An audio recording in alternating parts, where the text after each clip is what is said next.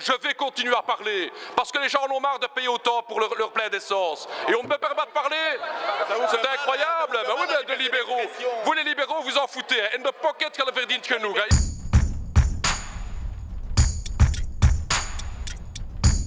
Ce matin, j'étais à une action syndicale contre la vie chère et contre les prix insupportables pour les travailleurs. Je voulais poser la question au ministre et cette possibilité est interdite par le ministre, par le Parlement. C'est vraiment incroyable.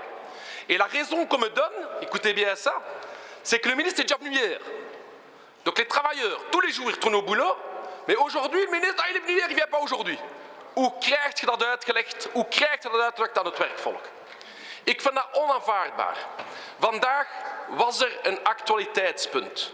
Dat er een vakbondsactie was met honderden militanten, duizenden militanten op het terrein. In Bruxelles, in Luik, pour dire clairement, tous ces syndicalistes, on en a marre de cette politique du gouvernement qui ne fait rien au niveau des accises. Ah ouais, ils ont donné 17,5 accises en moins la semaine passée, hop, c'est déjà repris par l'augmentation des prix. Donc il y a un fait d'actualité, il y a une action syndicale, et qu'est-ce qu'on me répond? Ah non, c'est pas un fait d'actualité. Eh bien, je trouve ça foncièrement injuste. En vertu de l'article 54 du règlement, je vais continuer à parler, parce que les gens en ont marre de payer autant pour leur plein d'essence. Et on ne peut pas de parler. C'est incroyable. Ben oui, de libéraux.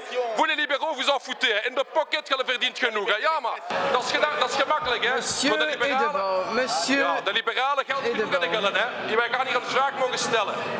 Je m'en fous pas de censure, je vais pouvoir poser ma question. Monsieur Edebo, Donc j'ai une motion d'ordre. Je vais lire ma motion d'ordre. Un instant, s'il vous plaît. Le sujet d'actualité était la question, évidemment, de l'action syndicale. Et donc la question est très importante pour une présidente socialiste, et je vais quand même reposer ma question. Attendez, on a les preuves.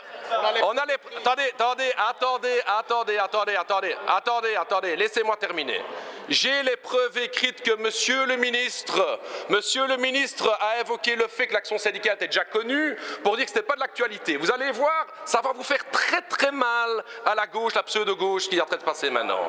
La motion d'ordre, je vais la lire. Je vous interromps, la question que j'ai introduite pour la plénière à propos de la motion syndicale de ce jour, à la hausse des prix énergétiques, a été rejetée sous prétexte que la question, vous n'avez donc plus la parole. Elle veut me couper, mais je vais quand même m'exprimer. Que la question aurait été déjà abordée hier en commission. J'ai le droit. Vous n'avez plus la parole, monsieur Edebo. Il n'y a pas de débat. Ici, on voit que le PTB, pardon, hein, j'espère sans votre complicité, est en train de revoir la manière dont ce Parlement fonctionne. Il confond le Parlement avec ses maisons du peuple. Je vous demande de veiller où tout est évidemment décidé par le haut, mais M. Edebo n'a pas ainsi à revoir à sa guise la manière dont fonctionne ce Parlement. On n'est pas dans la dictature bolchevique ici dans ce Parlement. Il faut respecter la démocratie parlementaire.